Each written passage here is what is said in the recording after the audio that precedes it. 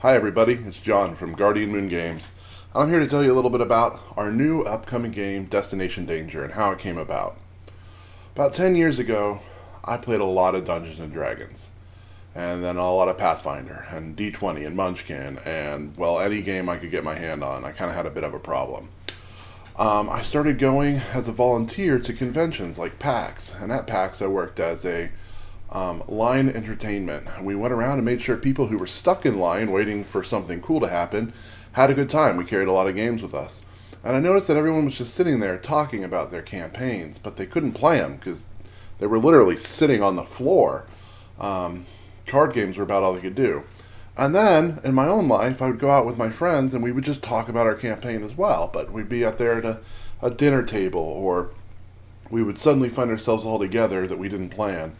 And we couldn't play because we didn't have our stuff. So I thought to myself, well, why can't we play? What if our role-playing games could fit in our pockets and we could take them with us anywhere?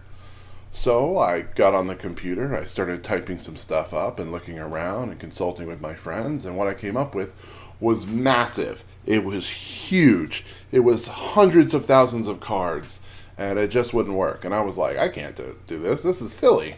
Why would anybody do this? And then Pathfinder the card game came out, and I was like, oh, somebody did do this. Okay. So I put that away.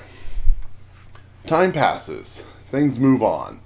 I stop playing games as much as I start settling in with my family. And one day, my brother calls, and he says, whatever happened to that portable role-playing game you were working on?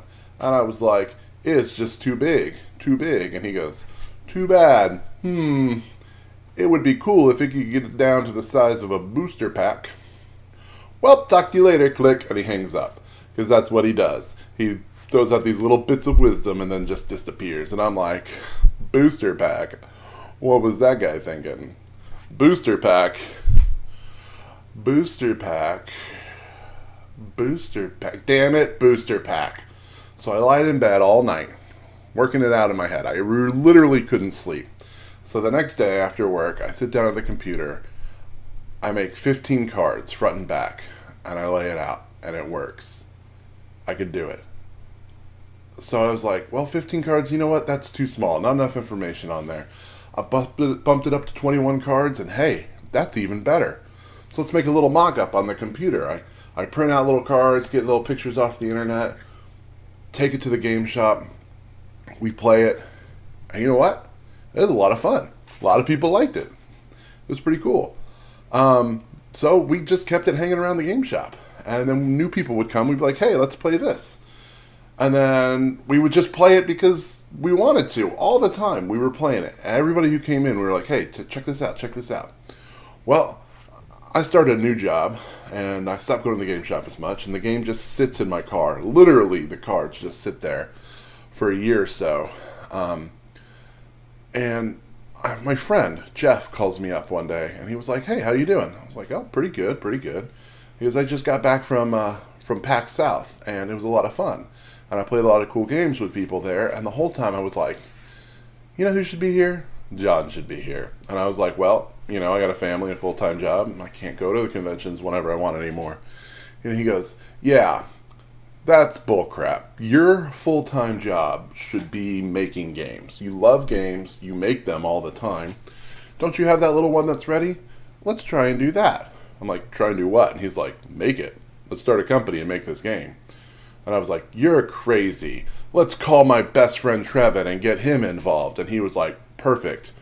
So we meet in the back of the Denny's one night.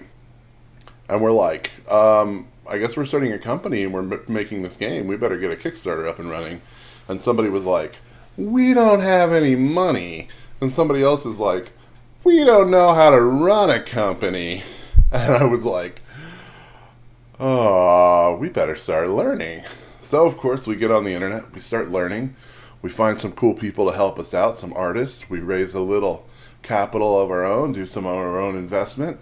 And here we are. We're ready to make Destination Danger. And we want to bring it to you. And it's all because my brother had to say something really smart on the phone. So, that's the story of Destination Danger.